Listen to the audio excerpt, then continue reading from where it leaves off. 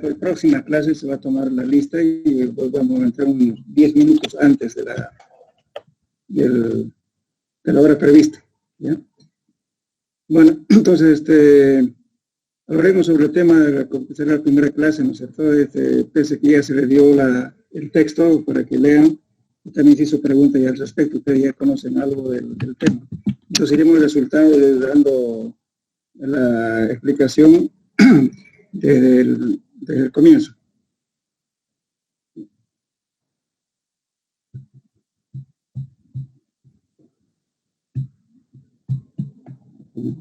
Bueno,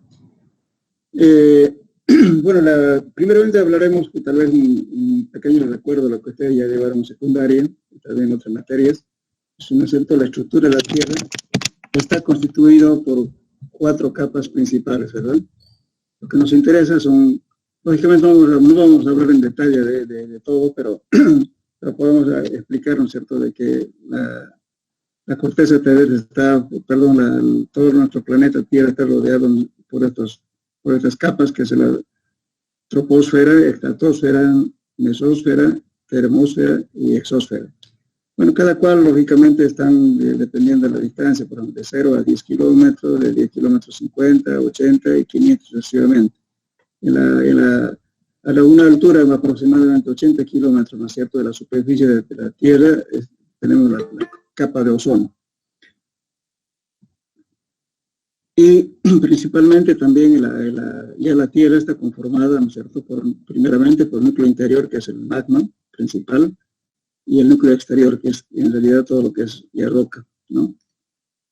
Entonces tenemos la capa de la litosfera, que en realidad lo que vamos a hablar ahora, ¿no es cierto?, que es todo lo concerniente a rocas, y la hidrosfera hace parte justamente de la mecánica de suelos, porque el estudio de suelos justamente es a veces solucionar problemas lo que concierne el agua. Cuando hablamos de hidrosfera, hablamos de todos los componentes, ¿no es cierto?, de los mares, ríos, aguas subterráneas, etcétera, lagunas, todo es hidrosfera. Entonces, lo que nosotros vamos a hablar sobre la mecánica de suelos es referente a lo que es todo sólido, que es la litosfera. Bueno, la corteza terrestre está conformada, ¿no es cierto?, principalmente por 2 elementos químicos, que son el sílice y el aluminio, que tiene un espesor aproximadamente entre 40 y 60 kilómetros. Y la endosfera, que lo que es en realidad la corteza terrestre, está aproximadamente, tiene 3.500 kilómetros de longitud. Perdón, la parte central de la Tierra. Y está a una temperatura aproximada de 6.600 grados centígrados de temperatura. En realidad, cuando hay erupciones volcánicas, justamente sale de este manto, que tiene una temperatura muy alta. Bueno, ya con respecto ya a la definición de mecánica de suelos, vamos a hablar lo que es la definición principal, como ya hablamos también en el texto, de que la mecánica de suelos es una ciencia relativamente nueva.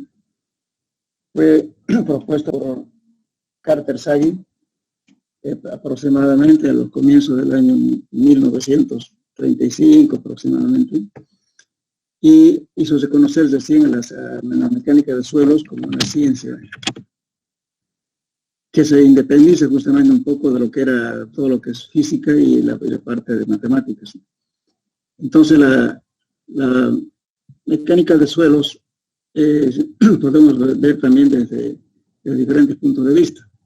Después vamos a hablar de eso, pero primero definiremos la mecánica del suelo que considera de acuerdo al criterio de Carter Sagan. Estaba explicando sobre la teoría, dice, ¿no es cierto?, primero como primer punto, teoría sobre el comportamiento de los núcleos sujetos a cargas basadas en las simplificaciones necesarias. Entonces, ¿qué significa esto? De que el comportamiento de los núcleos, muchas veces como el suelo es totalmente heterogéneo, varía bastante, digamos, de trecho en trecho. Los suelos no son iguales. Generalmente el suelo se ha conformado por cuestiones geológicas, ¿no es cierto?, tanto del transporte de los sedimentos como también tanto transporte por el agua como también por la gravedad. Entonces por eso tenemos suelos muy variables. Entonces, lo que hay que estudiar en realidad, esa complejidad, digamos, de tipo de suelo, a veces hay que hacer simplificaciones para llegar a un resultado, para poder determinar la calidad del suelo. Ahora, en el segundo punto, investigación de las propiedades físicas de los suelos reales. ¿Qué significa eso? Cuando estudiamos un suelo, lógicamente que podemos agarrar un libro, tomar un libro, digamos, ¿no es cierto?, relativo a la mecánica de suelos, pero tenemos algunos valores, resultados, ¿no es cierto?, con unos parámetros que le dan para un cierto tipo de suelo. Por ejemplo, en un suelo me puede decir que la angulación interna es 35 grados para arena, otra puede decir 27 grados o 20 grados.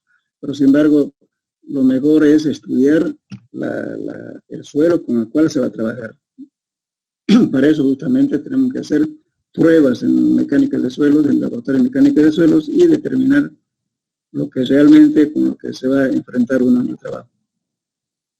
Luego hablamos de la aplicación del conocimiento teórico empírico a los problemas prácticos.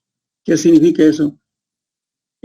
Cuando se realiza un estudio de suelos en el campo, lo primero que se hace es la observación en el entorno, para poder determinar, ¿no es cierto?, si realmente va a haber, de repente estamos al pie de una montaña, entonces veremos, ¿no es cierto?, cuánto va a ser el flujo, por ejemplo, digamos, del agua, qué altura trae si estamos cerca de un río, o si es una planicie, ¿no es cierto?, cada cuántos kilómetros recomienda, por ejemplo, hacer una alcantarilla para que no haya un problema, digamos, de embalsamiento de agua, que si hacemos una carretera, por ejemplo, entonces habrá que poner drenajes a diferentes puntos para que el agua fluya superficialmente.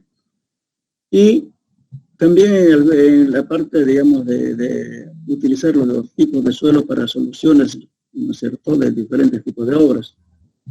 Bueno, acá viene justamente ya aplicando la parte empírica, porque es muy bueno utilizarlo. Esta materia en realidad es parte de la digamos, teoría y parte de lo empírico.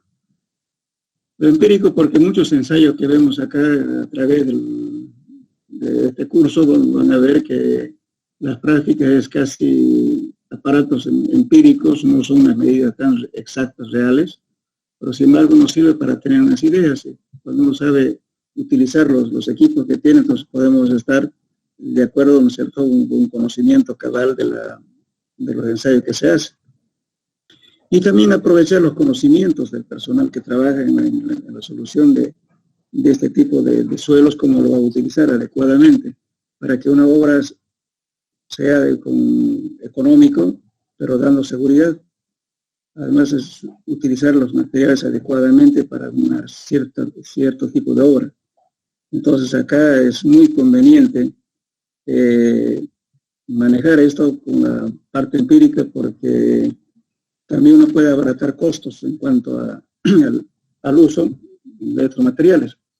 Por ejemplo, si tenemos un capataz que está 20 años en una obra, solamente con el taxi ya se va a dar cuenta a qué tipo de suelo corresponde. Ya vamos a ver posteriormente la clasificación de suelos, puede ser, por ejemplo, en carretera de un suelo A1A, A1B, puede ser A5, A4, A1-7, etcétera. Entonces el tacto, mucha gente ya con la práctica lo ve, y además le voy a decir, bueno, a este suelo le falta un poco de humedad para compactar o está de más la humedad. Entonces todos esos son aprovechamientos prácticos en realidad de la gente que ha estado en el trabajo. Por eso es conveniente hablar siempre, ¿no es cierto?, con un conocimiento teórico y empírico, entonces se solucionan problemas adecuadamente. No siempre en los libros está escrito muchas cosas que en la práctica lo vemos. Entonces la mecánica de suelos es una conjunción de teoría y la parte empírica. Bueno, ahora pues, definiremos qué es suelo y su origen. Lógicamente que los suelos, hay varios criterios dependiendo del punto de vista del geólogo, el agrónomo y también los ingenieros civiles, que en este caso nos corresponde, ¿no?, en la carrera de ingeniería civil. Por ejemplo, el geólogo define al suelo como material resultante de la descomposición y desintegración de la roca por el ataque de agentes atmosféricos.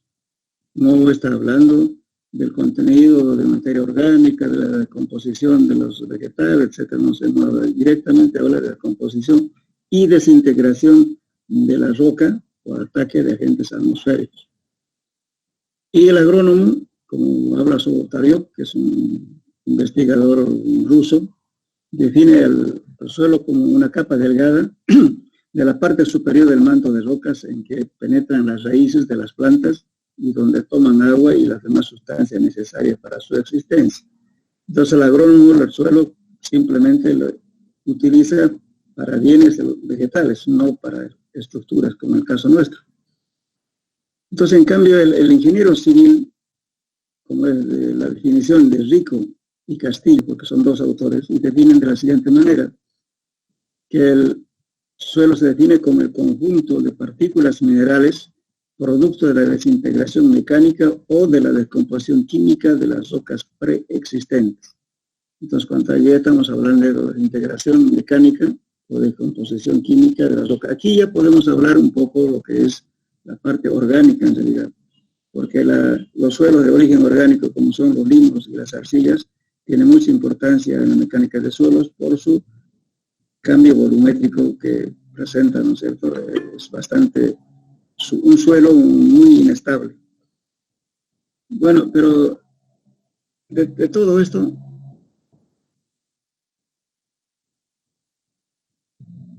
van a disculpar, seguramente hay muchas personas que aún quieren integrarse al grupo. Vamos a parar un poquito para aceptarlos, por favor.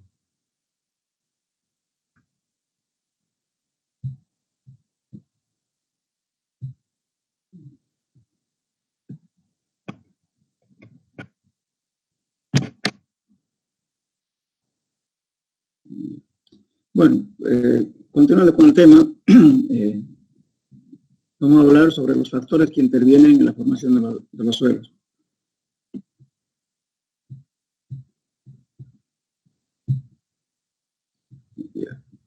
Voy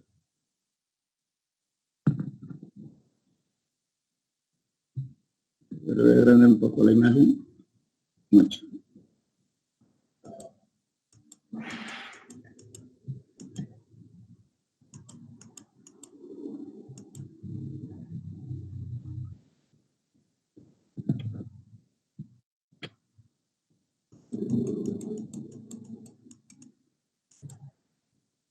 Ahí se ve bien, ¿no? ¿Jóvenes? Sí, ingeniero, se ve bien. Ya, ok. Entonces, los factores que intervienen en la formación de los suelos son los siguientes.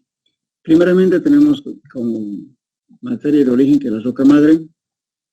Después el otro factor es el agua, topografía del lugar, el clima de la región, la temperatura, los organismos existentes, el ser humano, movimientos sísmicos como son los ciclones y los maremotos, ¿no? Los maremotos que se conocemos ahora como tsunami, que es el mismo, y las explosiones nucleares.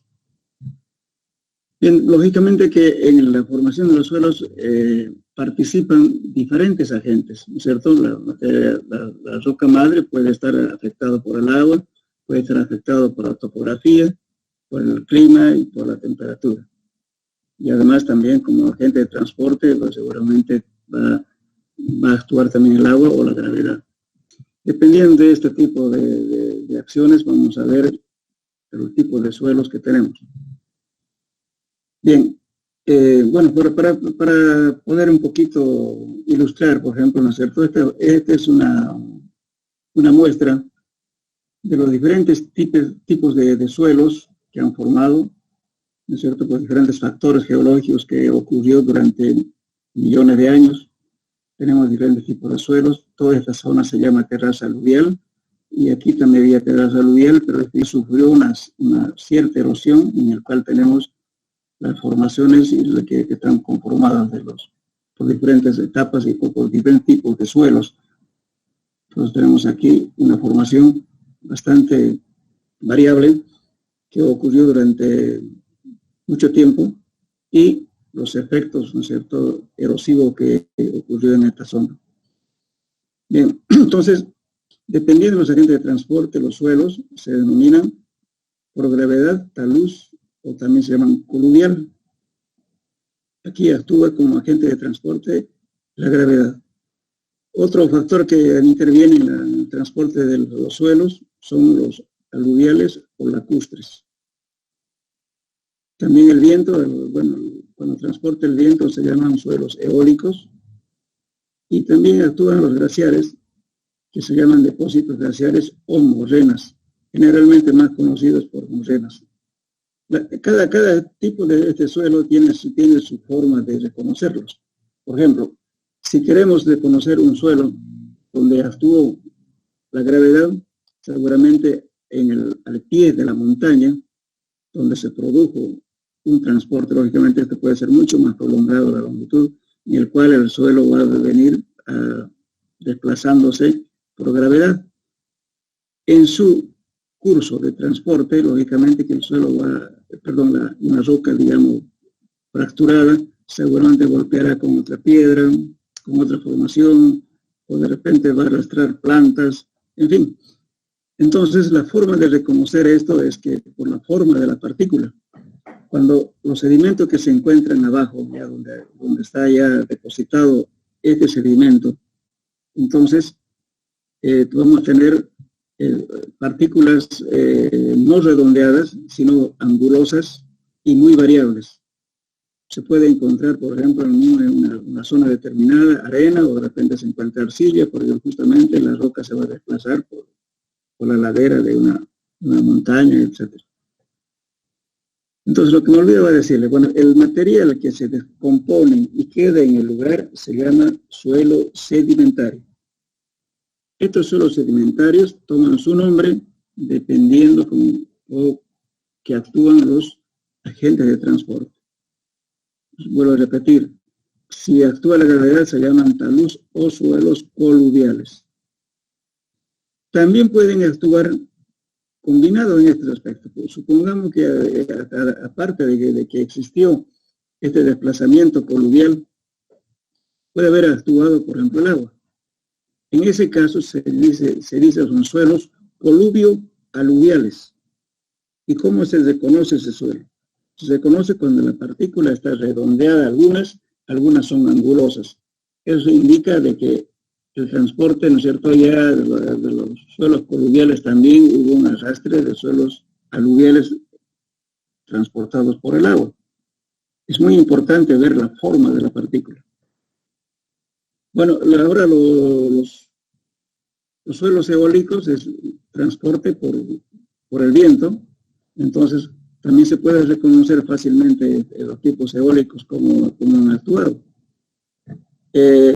Los suelos eólicos generalmente tenemos en un lugar, supongamos Santa Cruz, de repente tenemos unos montículos de arena de otra coloración, que no existe ese color de rocas en el entorno.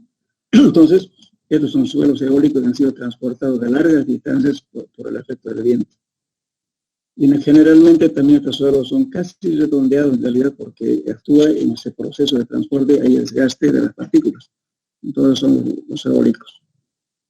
Y los depósitos glaciares o las morenas, donde actúan grandes presiones en el hielo, entonces normalmente estos suelos cuando se descomponen finalmente llegan a ser arcillas, pero es frecuente encontrar bolones o piedras grandes, rocas grandes, totalmente redondeadas, brillosas, ¿no es cierto?, que a veces están aisladas en esa zona. Entonces, esos son características de sedimentos donde actuó los glaciares y lo llamamos morenas.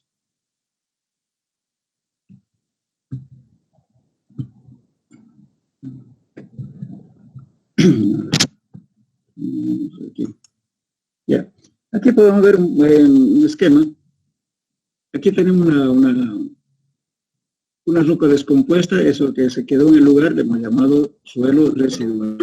Aquí existió una roca grande, pero sin embargo la roca grande se descompuso por diferentes factores, ya sea por la temperatura, por el agua, etcétera, y ha quedado en el sitio. Eso se llama suelo residual, o suelo sedimentario residual, que está en el lugar. Y luego, lógicamente, tenemos, no sé lo que aquí decía, por aquí actúan los agentes de transporte, que se llaman talus o suelos coluviales. Finalmente, estos coluvios o coluviales llegan al agua, son transportados por el agua, van a diversos suelos sedimentarios, aluviales, o también pueden haber depósitos aluviales que han sido producto del transporte del agua.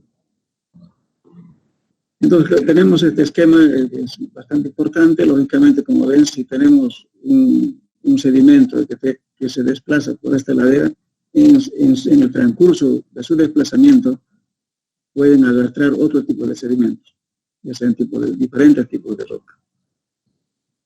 Bien, entonces este es un esquema. Lógicamente aquí también puede haber, bueno, falta hacer un esquema un poquito acá. De repente tenemos unos depósitos de piedras totalmente redondeadas. A veces una ladera que viene, este es un corte de un río. Muchas veces el río siempre está a un lado, tiene también otra ladera. A veces se encuentra a diferentes alturas, se puede encontrar piedras totalmente redondeadas como si fuera un depósito exclusivo de piedras. Esos se llaman depósitos coluviales, perdón, aluviales, depósitos lacustres aluviales. Lacustre porque actúa el agua. Aluviales, lógicamente, también en el transporte actúa el agua. Entonces, ¿cómo reconocerlo eso? Porque son piedras totalmente redondeadas. Bueno, lo que hablamos ya, aquí en el texto ya está dicho esto, y me voy avanzando un poco. Bueno, los suelos coluviales, como decía, ¿no es cierto?, actúan la gravedad. Lógicamente que acá, en el transcurso, digamos, de la gravedad en el transporte, podían haberse mezclado con plantas, qué sé yo, la planta se descompone y finalmente llega a un lugar donde ya se descompone y se convierte justamente en suelos orgánicos.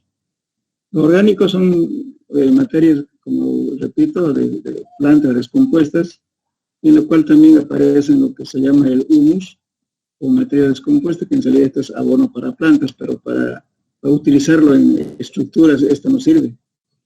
Esto hay que desechar. Y lo que nos interesa a nosotros es estudiar esa parte inorgánica. Lógicamente que ahora, hablando ya de la parte orgánica, se puede utilizar la parte orgánica, pero con estabilizante que ya existe, con la técnica moderna, que se mezcla y, bueno, se utiliza como al suelo, al producto, como un elemento estabilizante, ¿no es cierto?, que puede endurecer el sedimento de origen orgánico, obteniéndose grandes resistencias, pero lógicamente eso ya siendo un tratamiento especial. Bueno, la descomposición mecánica actúan, como repito, ¿no es cierto?, hay varios agentes físicos, como decía, temperatura, el agua, organismos, plantas, etcétera, y convirtiéndose, lógicamente, primeramente será una piedra bolón, luego será las gravas, arenas, arcillas y finalmente coloides. Los coloides son ya partículas, una descomposición final que viene de la composición de las rocas, que son partículas que no se ve a simple vista. Entonces eso ya inclusive por su tamaño ya ni siquiera obedecen la ley gravitacional, sino también otras leyes de movimiento, como es el caso del movimiento browniano, ya no gravitatorio como es dentro de la teoría de Newton. Tenemos los factores que generalmente la temperatura, el desportillamiento, digamos, de las rocas, ¿no es cierto? Y también eso puede ocurrir también por la dilatación y contracción que hace de que el Sol actúa como un agente de calentamiento. Bueno, en la noche habrá enfriamiento. Entonces estos cambios de temperaturas con diferentes factores de dilatación en las rocas se requebrajan y van saliendo en forma de astillas, y eso es la exfoliación de las rocas. También puede existir la descomposición química. Por ejemplo, la acción del agua con el oxígeno forman óxidos. Puede haber, por ejemplo, un óxido de de hierro, puede haber óxido alumínico, en fin, diferentes tipos de agentes que van conformando la parte química para su descomposición. En estos efectos, por ejemplo, ¿qué es la hidratación? ¿Qué es la hidratación? Si yo tengo, por ejemplo, un elemento que sea magnesio, una roca magnésica, yo puedo llegar a que sea un elemento hidratado. Cuando hablo de un elemento hidratado, quiere decir que se convirtió, para dar mejor ejemplo, que me entienda.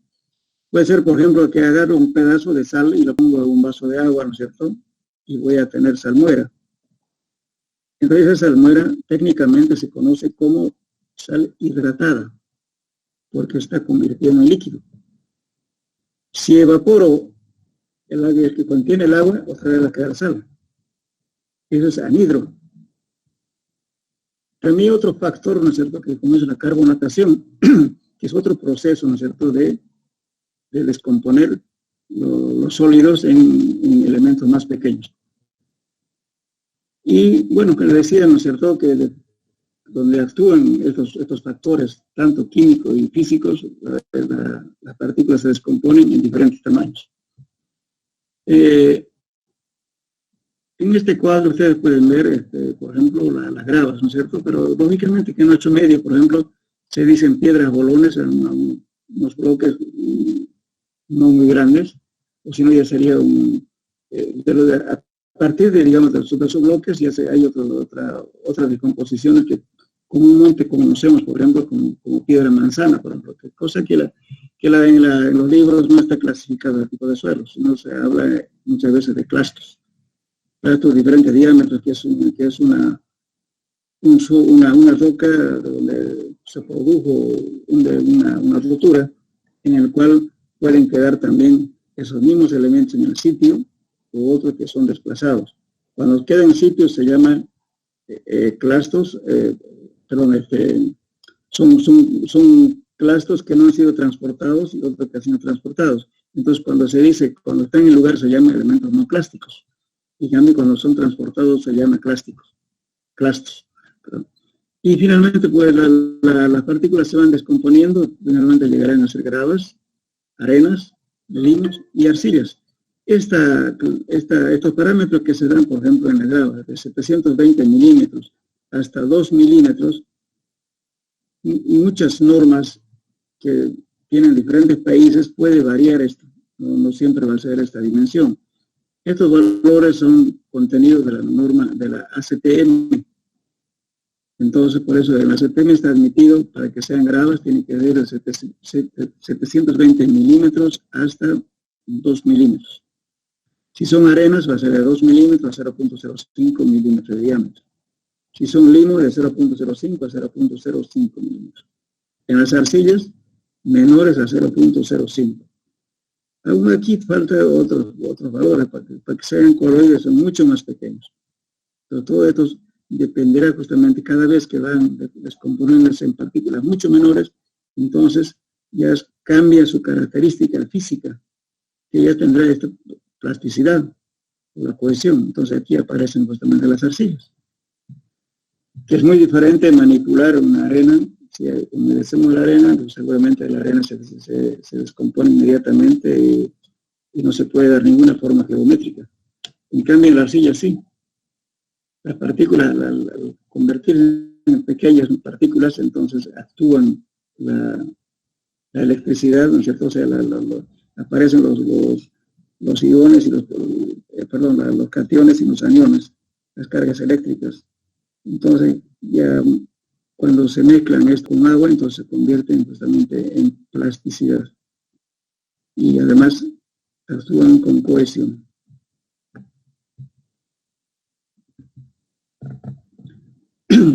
Los principales minerales constitutivos de las arcillas son los silicatos, óxidos, carbonatos y sulfatos.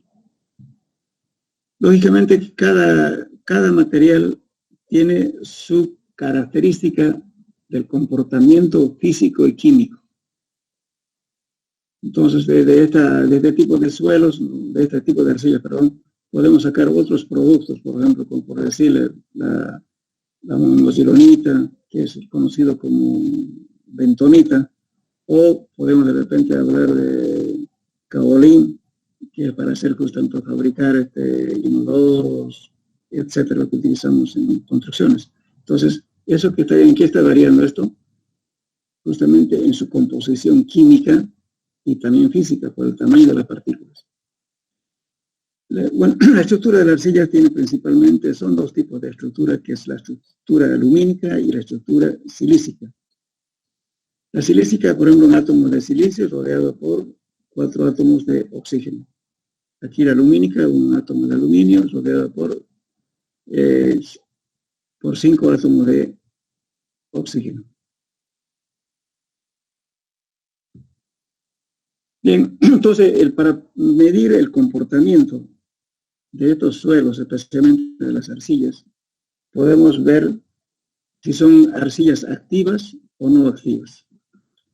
La actividad de las arcillas se determina mediante la siguiente fórmula, que es que lo propuso Skepton, y dice que el índice plástico, que lo van a determinar ustedes en laboratorio, esto solamente para las arcillas, por supuesto, dice dividido entre el porcentaje de partículas menores a 0.02 milímetros. Entonces, por ejemplo, si hablo de inactivas, son cuando esta actividad nos da menor a 75. Que la normal es de 0.75 a 1.25. Si es activa, tendrá que tener un valor de actividad mayor a 1.25. Bueno, podemos ver aquí, por ejemplo, las diferentes actividades que nos hace variar el comportamiento de la arcilla. El caolín, por ejemplo, varía de 0.4 a 0.5 su actividad. El caolín es conocido, esta arcilla, utilizado justamente para fabricar todo lo que es elementos de lujo en una edificación. Los baños, por ejemplo, ¿no es cierto? La taza, el lavamanos, lavaplatos, etc. Inclusive se hacen aisladores de energía eléctrica, los que van a en el tendido de cables. Ese material, ese elemento está hecho del caolín. Después tenemos la higuita, y la higuita es mucho más activo. También tiene fines industriales. Y la monozironita, que tiene una actividad de 1 a 7, se utiliza justamente como un material conocido industrialmente como bentonita. Se utiliza para perforar pozos de agua, pozos petroleros, etcétera, porque es un material muy, muy activo, ¿qué quiere decir actividad? Cuando el material está seco y le mezclo con un poco de agua, entonces va a ser un material demasiado ligoso y además cambia de volumen. Esa es la actividad. Por eso, en cambio, este material, por ejemplo, el caolín es de 0.405, porque no cambia demasiado en volumen cuando se mezcla de agua y cuando seca. Casi se mantiene el mismo espesor, si uno lo ha fabricado así. Entonces, por eso se utiliza para como le decía, para unos utensilios que se utiliza tanto en la cocina, inclusive en los platos, por ejemplo, lo que llamamos platos de loza, por ejemplo, es simplemente arcilla caolínica. Entonces, cuando se pone a una cierta temperatura, no cambia demasiado de forma ni de volumen.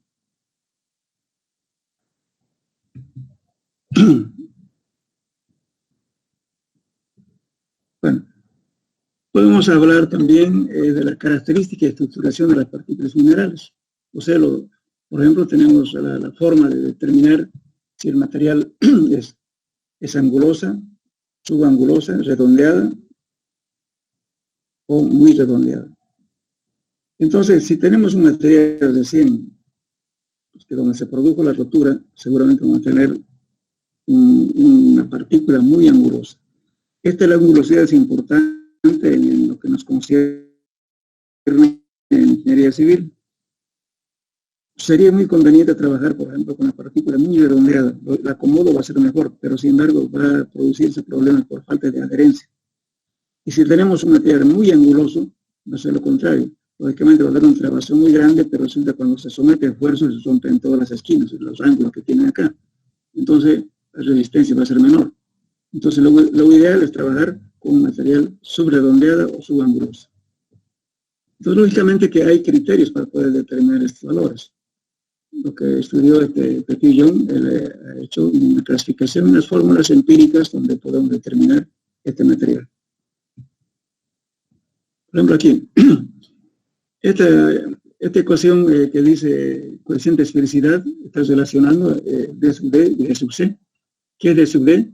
Es el diámetro, ¿no es cierto?, externo. Lógicamente que esta partícula se coloca en una superficie plana en el cual se va a sentar siempre la parte, se le lanza de una altura determinada, donde va a caer la partícula, no sé, siempre va a caer en la parte más plana.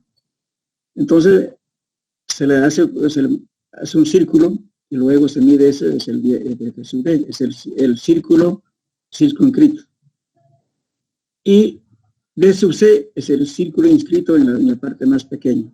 Entonces, esta relación nos da el coeficiente de esfericidad.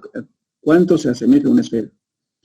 ¿Cuándo va a ser una esfera, digamos, una partícula totalmente esférica? Cuando estemos de 1. Si le queremos expresar en porcentaje, va a ser 100%. Ahora, también tenemos una fórmula para poder determinar la redondez, el coeficiente de redondez. Por ejemplo, si tenemos esta partícula irregular, lo mismo hacemos, ¿no es cierto?, para que esta partícula descanse en la parte más plana, lanzar la partícula de una altura determinada, de unos 30 centímetros de altura, y donde cae se le saca una fotografía. Esta fotografía, lógicamente, se la amplía y se miden las esquinas con un circulímetro, que vamos a tener diferentes redondos. Y vamos a tener un redondo principal, que es la más grande, ¿no es cierto?, en la parte más plana. Esto su radio lo llamamos R, y su radio lo vamos a llamar R minúscula, que está contenida en esta fórmula. Y vamos a medir la cantidad de esquinas que tuvo esta partícula, ¿no es cierto?, para nombrarlos como N. O sea, es decir, N significa la cantidad de esquinas donde se pudo realizar estos círculos. Entonces, este valor nos va a dar justamente el grado o el coeficiente de redondez. ¿Cuánto se aproxima a ser redondo? Por ejemplo, si tenemos un 0,8 de coeficiente de esfericidad y puede ser un 0 o 0,30 de coeficiente de redondez, que significa que para que sea completamente redondo, ¿no es cierto?, nos falta 70. Tendría que darnos 1 aquí para que sea completamente redondo. Y esto que sea completamente esférico. No hay que confundir la redondez con esfericidad. Por ejemplo, la esfericidad, ¿qué es? Por ejemplo, una pelota, un balón de fútbol. Es totalmente esférico. ¿Y el redondo qué es? Un plato de almuerzo, digamos. Ese es el redondo.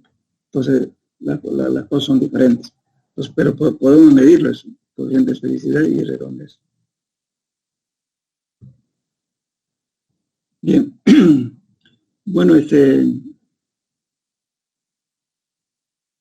hablaremos ahora de lo que se llama ya el segundo capítulo.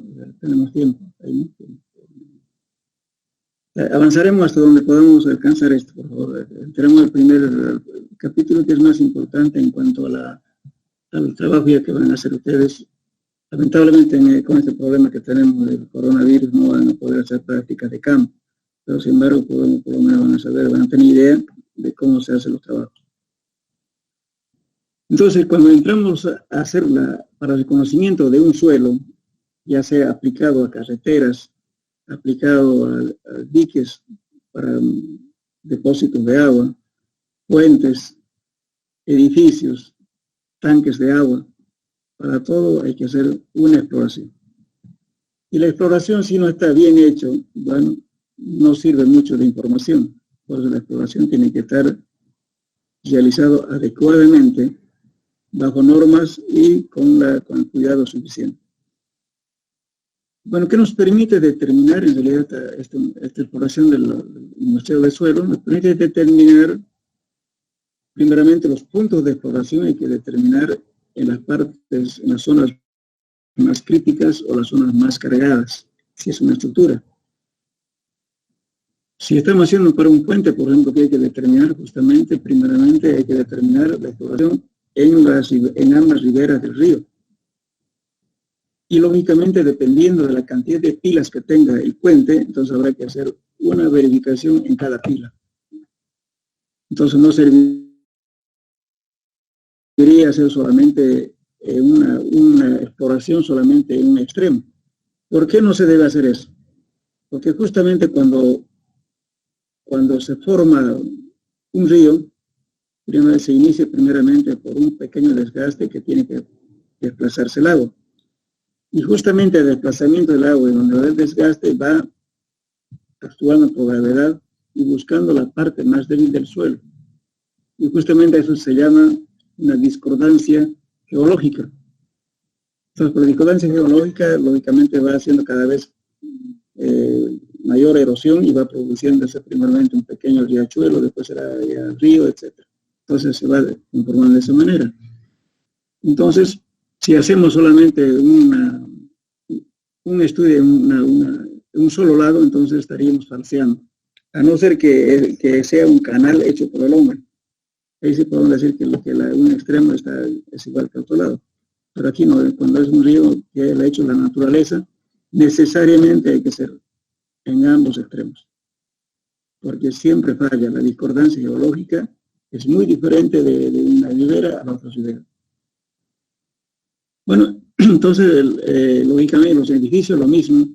Hay que primeramente determinar más o menos, si no se tiene el plano todavía, entonces por lo menos hay que indicar cómo va a ir la estructura, dónde va a estar el ascensor si es un edificio, o dónde va a estar el tanque de agua, las zonas críticas. Entonces hay que evaluar esos puntos extremos para poder hacer una exploración adecuada en puntos adecuados y obtener las muestras adecuadas para su análisis respectivo. Entonces, de estas muestras obtenidas vamos a poder hacer clasificación de suelos, la granometría, los límites de plasticidad, como son conocidos también como límites de Atterberg, que es el límite líquido, el límite plástico, el límite de contracción. Y también podemos determinar el límite de pegajosidad, que en ingeniería civil no lo usamos mucho, pero sin embargo es importante. Por ejemplo, se determina el límite de pegajosidad cuando utilizamos un plow, por ejemplo. O sea, son discos que van desintegrando terrones, ¿no es cierto?, para poder compactar. Esto más se utiliza la pegajosidad, se utiliza en agronomía, para que los arados, cuando entren a arar la tierra, no se peguen. Ya después tomaremos el porcentaje de humedad, damos la presión interna. Para calcular el asentamiento tendremos que obtener una muestra inalterada para hacer el ensayo de consolidación. Y las relaciones gravimétricas. ¿Qué son relaciones gravimétricas? Después, posteriormente, pero sin dar blanco, relaciones gravimétricas significa ¿qué cosa? Determinar el peso específico del suelo, el peso específico de la masa del suelo, el peso específico saturado, el peso específico seco o real, o podemos determinar la relación de vacíos, porosidad, etc. Entonces eso nos permite determinar los parámetros de ese suelo. Entonces algunos ensayos que se hacen en laboratorio también precisa realizar de muestras inalteradas. Entonces, como puede haber muestreos de exploración y muestreos con suelos alterados, como exploración y muestreo de suelos inalterados. Va a depender qué es lo que perseguimos. Bueno, los métodos de exploración principales, ¿cuáles son? El método preliminar, ¿no es cierto?, que generalmente en el manual dice preliminar y definitivo. Eso no es cierto, en realidad algunos autores tienen ese criterio de definir dos cosas, pero sin embargo en la práctica se hace en 3 etapas. ¿Cuándo se realiza un estudio preliminar? Cuando se realiza, por ejemplo, un anteproyecto de una carretera, supongamos. Entonces, inicialmente, mediante satélite, ya ustedes van a determinar, ¿no es cierto?, el trazo de la carretera, por dónde tiene que ir, o cuál es la importancia de una población, si va a pasar por ahí o no. Entonces, determinan la ruta que van a continuar. Entonces, si va a presentar solamente un trabajo preliminar o de prefactibilidad, como también se llama, entonces habrá que hacer una exploración. En vez de hacer cada 30 metros, 50 metros, podemos hacer que sea cada 200 metros o cada 300 metros. En los ríos igual se tendrá que hacer simplemente un sondeo, en fin, y ver también, digamos, ¿no es cierto?, algunas posibilidades de la explotación de bancos de préstamo para utilizar en la carretera, etc. Entonces, en forma preliminar, pero tampoco no tiene que estar muy alejado a la parte real, que lo vamos a hacer es una parte definitiva. Entonces, con este trabajo de preliminar, lo que hacemos, ¿no es cierto?, los métodos de sondeo son las mismas, con los mismos equipos, etcétera, lo mismo, pero la única diferencia es que no se hace muy seguido los sondeos, sino se puede hacer en distancias más alejadas.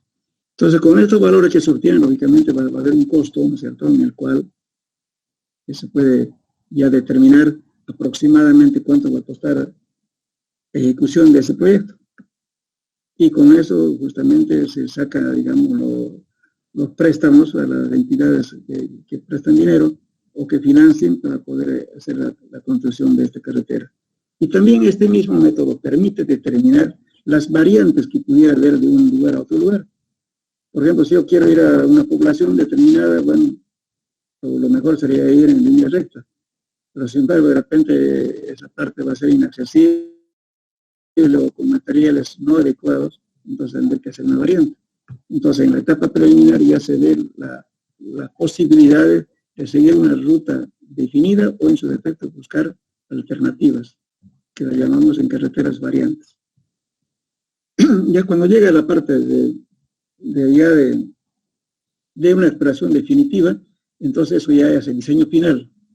Con los datos que se obtiene ahí, recién ya se hace la licitación de las obras y se sacan los costos reales, en el cual el reconocimiento o la exploración tiene que ser más seguido y con datos más exactos, con mayores profundidades, en fin, con mucho más cuidado, de tal modo que la variación durante la obra no sea demasiado grande, en el cual si el estudio de suelos no ha determinado, por ejemplo, una zona donde hay arcilla, y ha dicho arena, seguramente que el costo de hacer una carretera con arena es mucho más barato que hacer con una arcilla blanda. La arcilla blanda se habrá que cambiar y entonces los costos varían. Entonces no se va a poder cumplir con el proyecto. Por eso hay que tener mucho cuidado en la etapa definitiva, o que se llama diseño final. Y bueno, la tercera parte que podemos decir, ¿no es cierto?, de esta exploración, podemos llamarle, también no se mencionó eso, muchos no mencionan, pero es importante hablar, en la parte ya constructiva. La parte constructiva se tiene un laboratorio que es de la parte constructora, un laboratorio de la supervisión y a veces de la fiscalización. La fiscalización es el propietario de la obra, el que pone la plata, y la supervisión es la que hace parte, digamos, como un árbitro que los dos tienen que jugar bien, tanto la supervisión, la fiscalización, perdón, como también la empresa constructora, para que hagan bien las cosas. Entonces, en esa etapa también se trabaja haciendo sondeos, que cuando hay dudas de algo hay que sondear, sacar las muestras, verificar, como está en el proyecto, si coincide o no coincide los datos que se obtienen, para ver si realmente está calculado en el presupuesto así como está, o de repente si está equivocado hay que pedir órdenes de cambio. ¿Y órdenes de cambio qué significa? Cambiar, por ejemplo, por así decirle, en vez de arcilla, poner arena o grava. Pero entonces tengo que sacar un costo. ¿Cuánto va a costar ese cambio? Ese cambio le está quitando un ítem.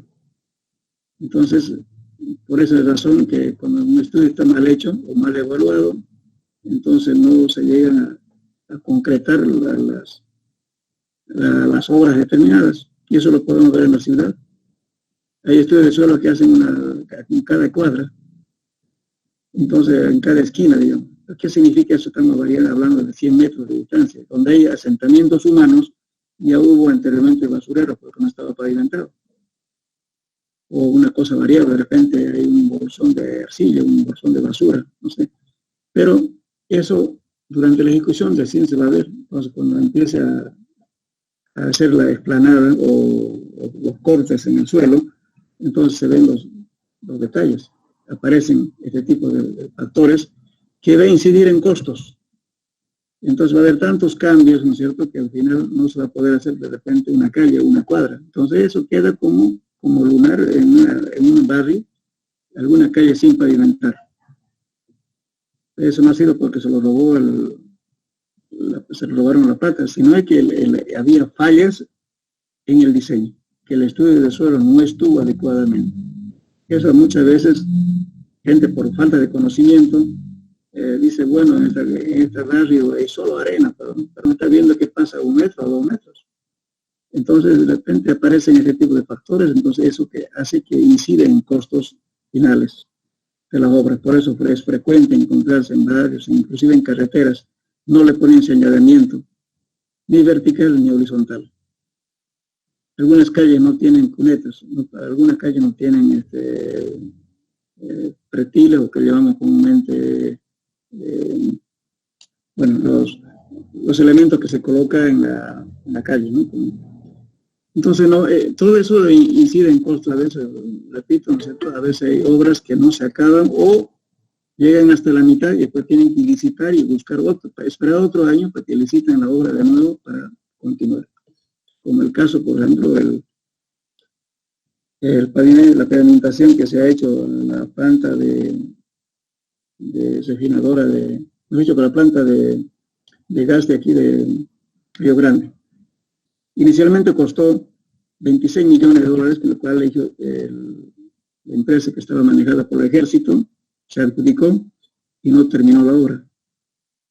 Solamente llegaron a una cierta cantidad y luego se hizo un nuevo, es decir, fracasó la empresa y se adjudicó la otra licitación a la empresa Cartelone. Pero cuando ya hicieron un nuevo cálculo, ¿no es cierto?, con las fallas que había del diseño, se subió a cerca de 42 millones de dólares, ¿no es cierto?, o sea, casi el doble. Entonces, eso ha sido una falla netamente técnica en la parte de diseño de la carretera. Entonces, este tipo de casos ocurren. Lógicamente que si esos se equivocan, pues una empresa, digamos, que no está manejada por el gobierno, seguramente hubieran ido presos. Pero sin embargo, cuando tienen poder, lógicamente que están libres. Nadie les toma en cuenta. Pero sin embargo, nosotros tenemos que cuidarnos como ingenieros. Si no está bien hecho un proyecto, es difícil terminar con la misma plata. Bien, entonces ahora vamos a hablar de los tipos de sondeos, ¿no? Primeramente, el más conocido de este sondeo, que están viendo acá, eso se llama exploración a cielo abierto.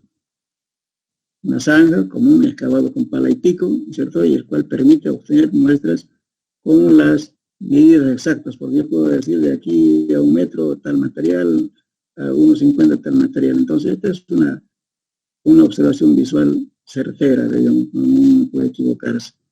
Pero no siempre esto va a permitir hacer a cielo abierto. Muchas veces hay agua a poca profundidad, hay que recurrir a otros métodos. También podemos hablar, por ejemplo, acá, también extraer muestras inalteradas. Por ejemplo, aquí estamos viendo una obtención de muestras inalteradas utilizando una caja de madera de 40 por 40. Entonces, supongamos que esto que es un suelo arcilloso en el cual excavo, lo coloco, lo lleno de arena acá, ¿no es cierto?, para que eso no haya cambio volumétrico. Luego lo desprendo de esta parte y lo vuelco al otro lado y ya tengo la muestra inalterada en una caja, que eso puedo transportar al laboratorio o larga distancia si estuviera en otro departamento, digamos. Entonces se lo sella y lógicamente se lo va a poner los datos correspondientes, de dónde se tomó. Si es una carretera habrá que decir izquierda, derecha o centro, o si es un puente diremos, ¿no es cierto?, y la izquierda, estribo izquierdo, estribo derecho, o pila central, etc. Con la identificación necesaria para hacer todas las pruebas que amerita para hacer un proyecto. Bueno, la herramienta que se tiene normalmente, ¿no es cierto?, en la mecánica de suelos, tenemos el más conocido, es esta pala, que se llama pala Iwan, su verdadero nombre, pero en nuestro medio conocemos como pala Vizcacha, que es una plancha doblada, ¿no es cierto?, que tiene aproximadamente 30 centímetros. Lógicamente se puede hacer si quieren de 1 metro, pero no es conveniente utilizar de una longitud muy alargada, porque estamos pretendiendo, cuando hacemos un sondeo, determinar la configuración estratigráfica. Entonces, por así decir, y el suelo a 1 metro, a 1,50 y tanto. Entonces, si le hago una cuchara muy larga, las muestras se ven totalmente alteradas, entonces no voy a poder saber con exactitud dónde cambió el material. Entonces, los dibujos estratigráficos van a estar falseados. Entonces, por eso es conveniente y no es recomendable usar una pala normal de 30 centímetros. Después tenemos aquí son los helicoides, que sirve para poder sondear en arcillas. Por ejemplo, este es muy adecuado cuando son arcillas blandas, entonces es una especie de plancha en forma circular, entonces la muestra entra por acá y se va hasta aquí. Entonces esto se usa para arcilla. Y este es un helicoide, es como un taladro en realidad que se utiliza para perforar madera, y entonces sale en estas aletas la muestra. Pero esto tampoco no es conveniente hacerlo muy largos. Ahora, también hay otros muestreadores que se pueden hacer con motor. Supongamos que si se está teniendo un terraplén que tenga 4 metros de altura, el terraplén lo sé cómo está conformado, pero sin embargo tengo un hundimiento y quiero saber qué tipo de suelo está abajo, el suelo natural, en la subrasante. Entonces, ¿qué hago? Acoplo al motor este helicoide y perforo con perforar madera, porque la muestra que sale no me interesa mucho. Entonces, donde ya llego a la profundidad necesaria, entonces cambio de método. Ya puedo usar pala Vizcacha o cualquier otro método para sacar las muestras con más cuidado y obtener los datos de las muestras de los suelos reales. Bueno, tenemos también muestras, por ejemplo, un muestreador, que cuando se quiere sacar muestras inalteradas se utiliza este tipo de material, que se llama un muestreador de pared delgada. Enseguida lo voy a mostrar un poco más detalle esto. En fin, inclusive un muestreador con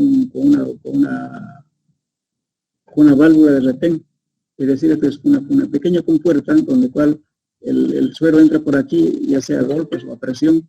Entonces, al entrar, especialmente se utiliza esto para arenas. Entonces, esta compuerta se abre y permite que la arena entre aquí. Y cuando queremos sacar del agujero, entonces el peso de la arena presiona esto y la compuerta se cierra. Entonces sale la muestra contenido aquí. Pero eso solamente se aplica esto en suelos que sean arenosos granulares y con presencia de agua. Bien. En fin, hay una serie de muestreadores, ¿no es cierto?, que hay. Inclusive se puede hacer, si tenemos una piedra suelta por ahí, bueno, hay que hacerse una herramienta cómo sacar la piedra para que no estorbe la perforación. Eso depende mucho también del ingenio de la empresa o de la persona que se dedica a este rubro. Entonces hay que ingeniarse muchas veces cómo vamos a poder enfrentar los problemas que se presentan en campo. Bueno, aquí tenemos algunas muestras. Por ejemplo, aquí tenemos un ensayo de CPT, que es con un martillo normalizado, para determinar el número de golpes en el campo y plasmarlo en datos que nos permitan hacer el cálculo de fundaciones. Y bueno, tenemos aquí un muestreador que después vamos a ver el detalle.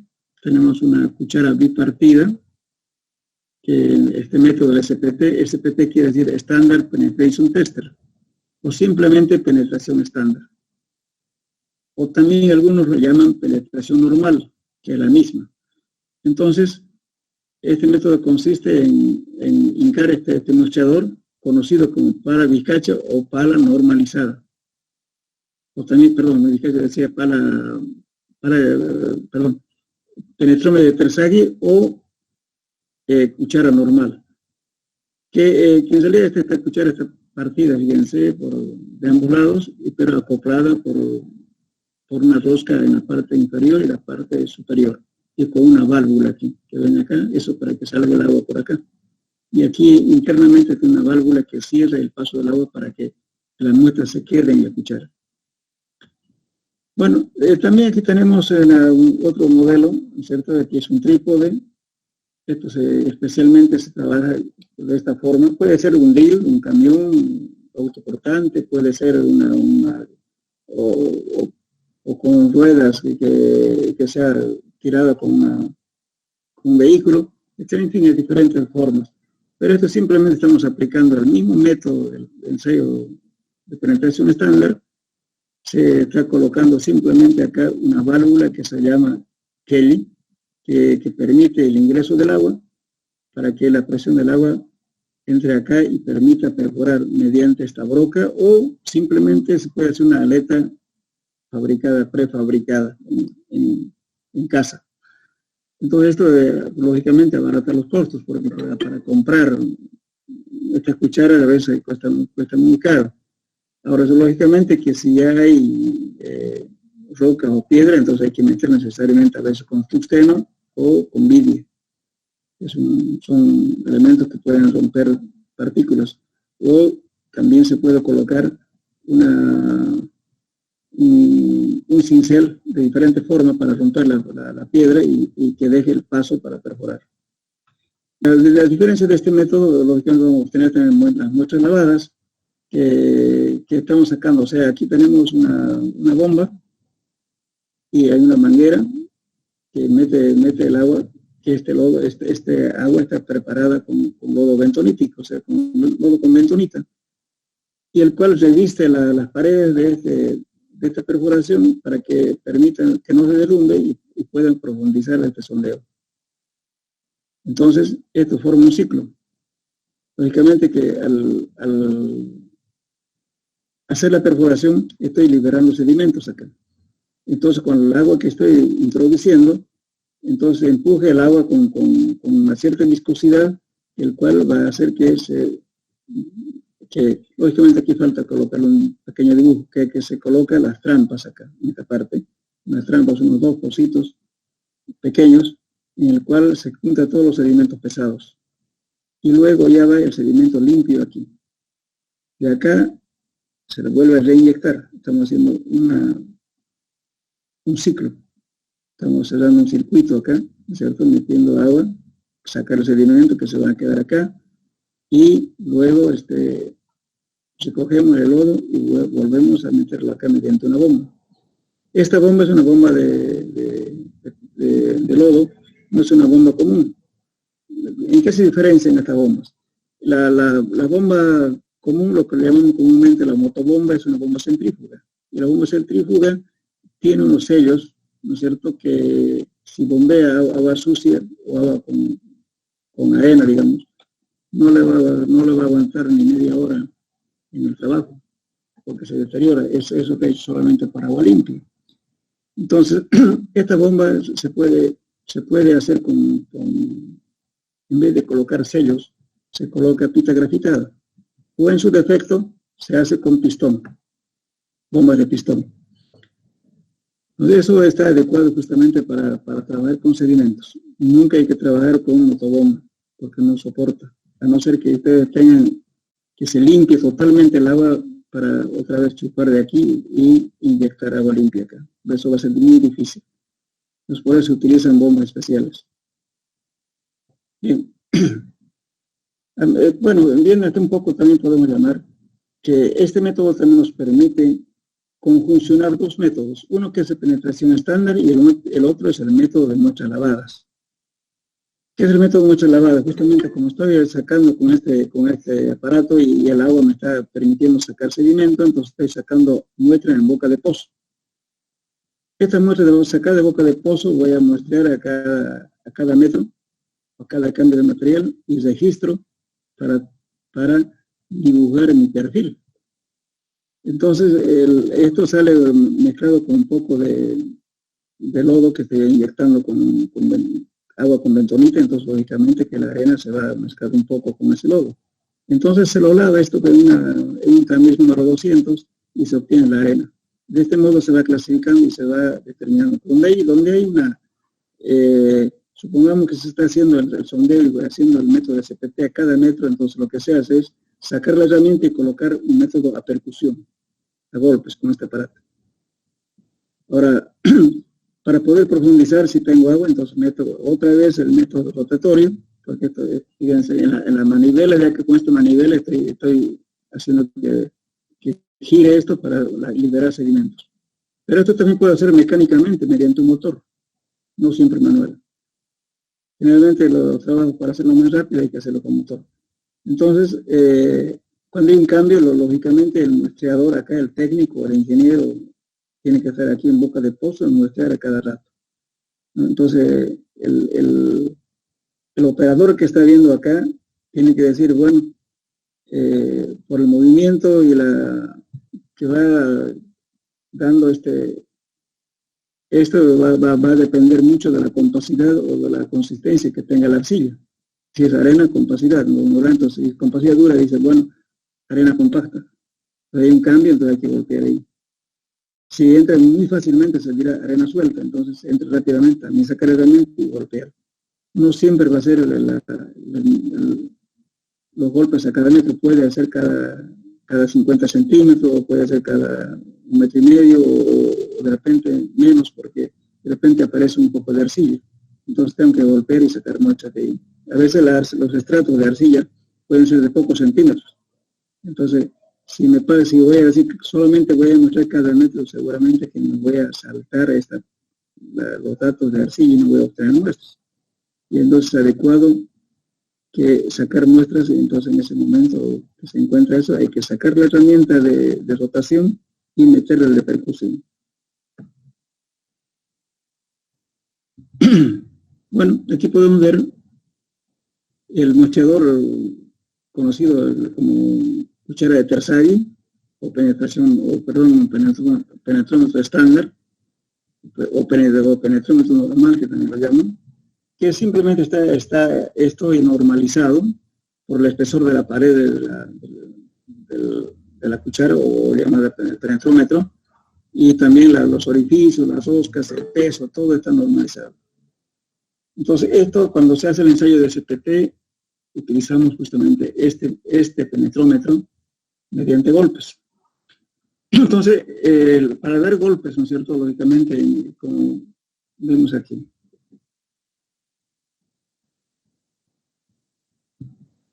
Aquí, este es el equipo que me estoy refiriendo. Este es el equipo para hacer el ensayo de CPT. Entonces, la punta acá está justamente la cuchara que acabo de mostrarles. Ahí va, es el penetrómetro. Entonces, al golpear con este martillo, voy a dejar caer con dos opciones. Si tengo un martillo de 65 kilos, pues mi altura de caída es 75 centímetros, caída libre. Y si tengo el 73.5 kilos, entonces voy a utilizar 75 centímetros. Si tengo 65 kilos, entonces voy a variar a 75 centímetros. Entonces esto va a variar dependiendo del peso del martillo. Quiero que varíe en realidad con 1,5 kilos más o menos de algún otro método. Pero entonces esto tiene que ser caída libre. Entonces se cuenta el número de golpes para penetrar 15, 15, 15, 15, 60 centímetros. Penetrar los 60 centímetros es adecuado cuando estamos usando agua o cuando hay presencia de agua. Necesariamente hay que hacer los golpes 15, 15 y se desecha los primeros 30 y se toma en cuenta los últimos 30.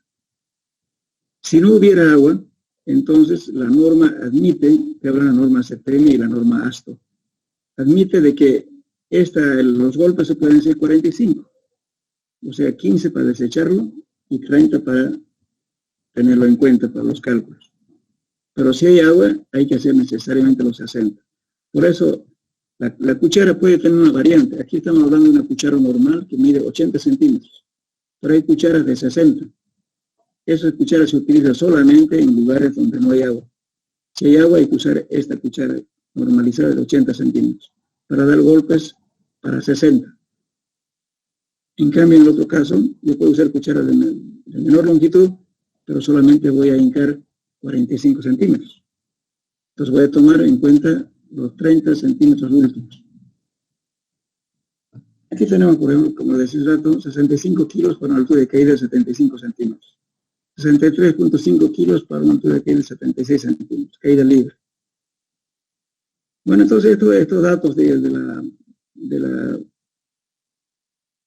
para penetrar este penetrómetro hay que tener mucho cuidado. Lógicamente, ahora hay equipos ya automatizados y también hay equipos, lógicamente los equipos automatizados son bastante pesados, que a veces no amerita llevar, por ejemplo, para hacer una perforación de 15 metros, ¿para qué va a llevar un equipo que pesa 2 o 4 toneladas? Entonces, normalmente se hace manual, aunque parece rutinario, pero cuando cuando la persona está concientizados, entonces la altura que van a levantar el martillo va a ser exactamente la raya que marque 75 o 76. El equipo normalizado levanta, pero lo malo es que, como le digo, a veces no son tan grandes los estudios, entonces va a tardar más en movilización y desmovilización que hacer un equipo en forma manual, digamos, ¿no es cierto?, con personas que trabajan en ello. Bien, entonces estos datos nos van a permitir obtener, por ejemplo, aquí. Este es un dato que se está haciendo una comparación con un ensayo que se llama de compresión confinada, pues hablas de QSU. ¿Qué es QSU? Es igual al área del diámetro de la muestra, de la carga que se necesitó para romper la muestra, ¿no es cierto?, dividido entre el área. Por eso dan kilos centímetro cuadrado. Entonces, ¿qué ha hecho el autor aquí? Ha hecho una prueba en arcillas. Por ejemplo, cuando dan menores a 2 golpes para penetrar 30 centímetros, hace la prueba de QSU, esta es la presión última de rotura, me da 0.25. Pero a esto yo tengo que afectarle por un factor de seguridad que normalmente se utiliza de 2 a 3. Entonces yo lo divido entre 2, va a dar 1.25. Si lo dan entre 3, mucho menor. Entonces aquí me va a dar, supongamos aquí, por ejemplo, en la consistencia muy firme, y aquí muy firme también se llama muy rígida en arcillas.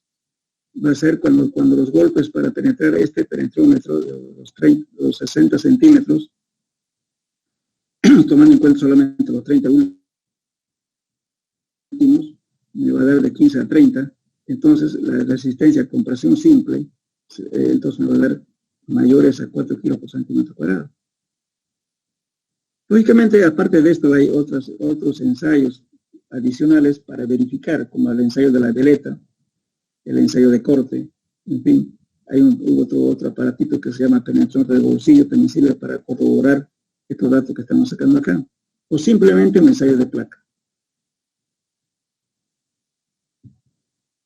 Bueno, entonces con estos parámetros que se obtiene, número de golpes para 30 centímetros, estamos teniendo las curvas acá, fíjense, y ¿qué hacemos? Para encontrar la presión, que estoy hablando, presión vertical o la tensión admisible del suelo. Tengo 10 golpes, ¿no es cierto? Y me va a ir a una cierta parte con este eje hasta encontrar una curva determinada, ¿no? Lógicamente que este valor que estábamos aquí, hablamos de compacidad relativa. ¿Qué quiere decir compacidad relativa? El acomodo con el cual se encuentra el suelo en el lugar de trabajo. Si tengo una compacidad de 40, compacidad de 50, compacidad de 60, 70, entonces tomo la curva correspondiente. Lógicamente estas curvas, por ejemplo, digamos, si yo tengo una curva un valor de compacidad de 40, no lo puedo tener aquí. Entonces, justamente son para golpes menores. Fíjense, si yo tengo aquí 5 golpes, bueno, mi curva vendrá aquí, por acá. Entonces voy a tener una tensión vertical de 0, de que tengo 0,5 aquí 0,75 kilos por centímetro cuadrado. Si yo tengo ya mi compacidad, digamos que es 80%, digamos, y tengo 35 golpes, vengo hasta acá, encuentro aquí y tengo una tensión admisible aproximadamente de 1,75. Y así. Estos abacos es bastante útil para determinar la tensión a que uno va a dar justamente al calculista. Otro valor que obtenemos, por ejemplo, la ángulo de fricción interna. La ángulo de fricción interna me va a dar también justamente, dependiendo de la compacidad del latido. Aquí, compacidad media, compacidad compacta, muy compacta. Y me va a dar justamente, voy a tomar aquí el número de golpes para los 30 centímetros. Supongamos que vamos a estar en esta línea, entonces pongo, por ejemplo, 40 golpes que me dé. Vengo aquí y determino el valor de la ángulo de fricción interna. Aquí voy a tener un ángulo de fricción interna de casi de, aquí tengo 4, está variando cada 4, aquí tendría 2, 36 grados dentro del ángulo de fricción interna de la arena en este caso. Pero no es recomendable en ningún caso que el ángulo de fricción interna sea mayor de 45, jamás. Por eso esta curva solamente viene hasta 44, fíjense. No puede haber más de 45.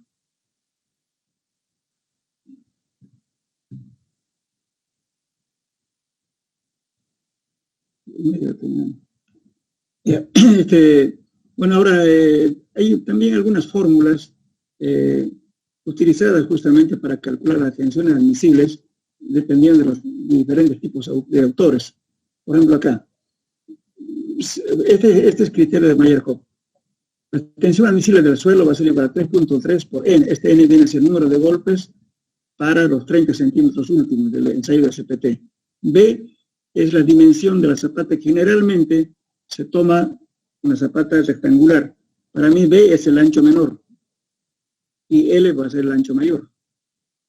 Entonces yo tomo siempre el lado menor, en este caso si una zapata es rectangular voy a hacer este B. ¿Y D qué viene a ser?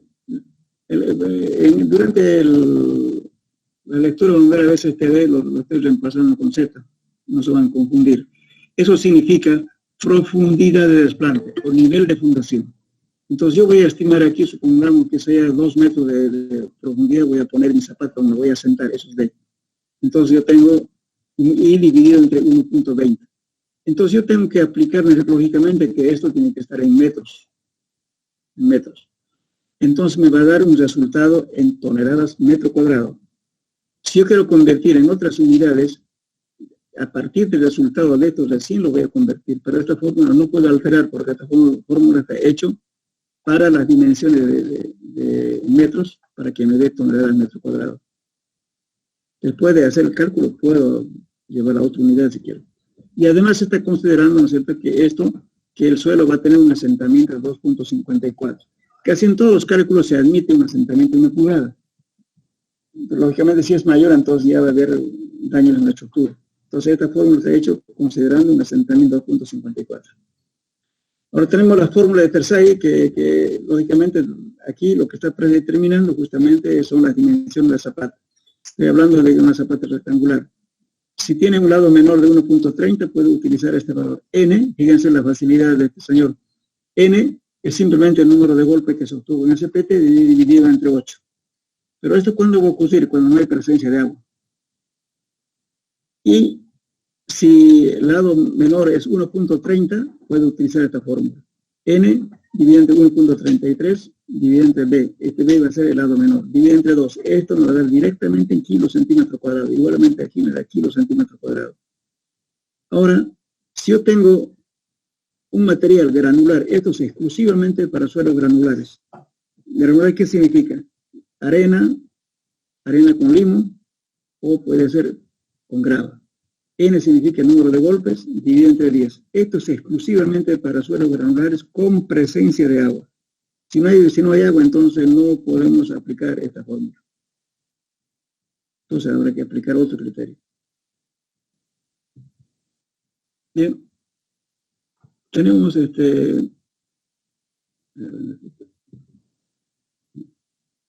Después también tenemos por ejemplo, la capacidad de carga, podemos utilizar también esta fórmula, que viene a ser el valor de la capacidad de carga dividido entre el gamma del suelo por la altura del desplante, etcétera, ¿no? Como le digo siempre, B va a ser el ancho menor de la zapata y este peso específico del suelo con el cual estamos trabajando, donde va a estar asentada la zapata. En el gamma se obtiene mediante un ábaco. Esto lo que me está un poquito adelantado esta fórmula. Eso se ve en suelos 2, pero para poder ilustrar lo puse de esta forma. Y en el Q igualmente vamos a obtener ese valor que son factores de carga, que se obtiene mediante el ángulo de visión interno. Hay que buscar esa relación. Entonces, ¿eso qué nos da? Capacidad de carga. Bueno, tenemos acá un criterio, por ejemplo, para poder calcular el ángulo de visión interna y los factores de carga. Que estoy hablando yo de aquí. N gamma, NC, que está en esta fórmula, lo pueden calcular por esto. ¿Con qué entro? Con ángulo de visión interna.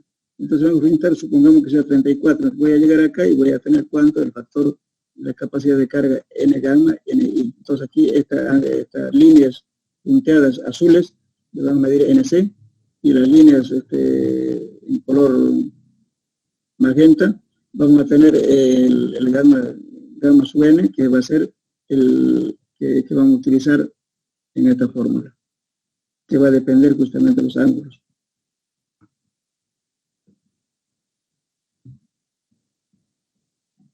También podemos estimar el ancho de la zapata.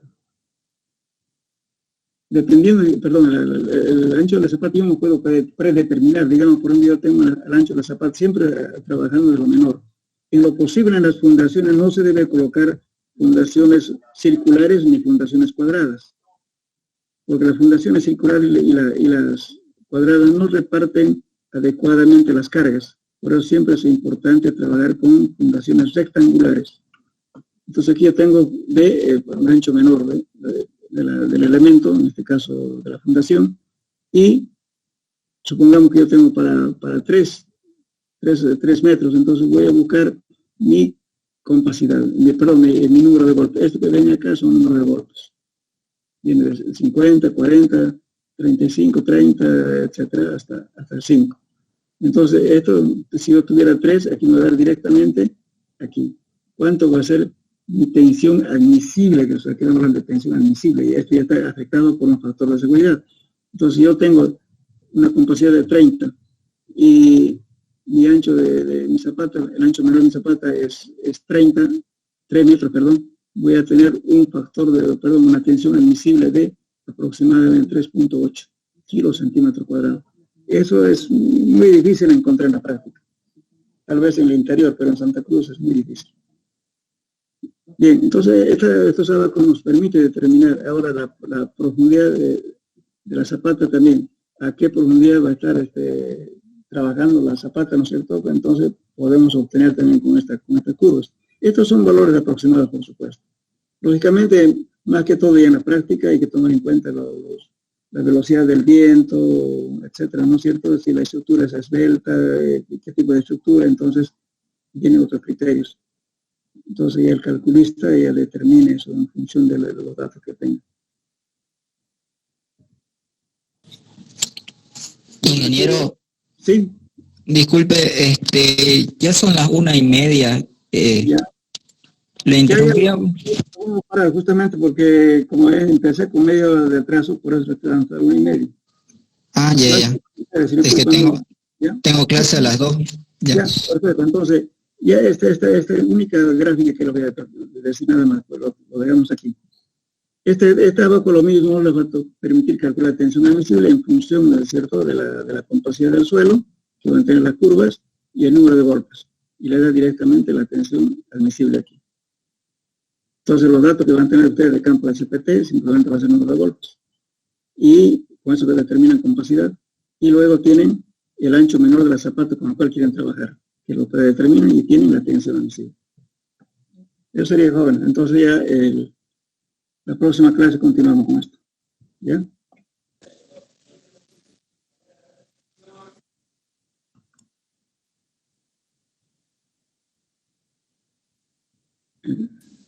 Gracias, ingeniero. Gracias, ingeniero.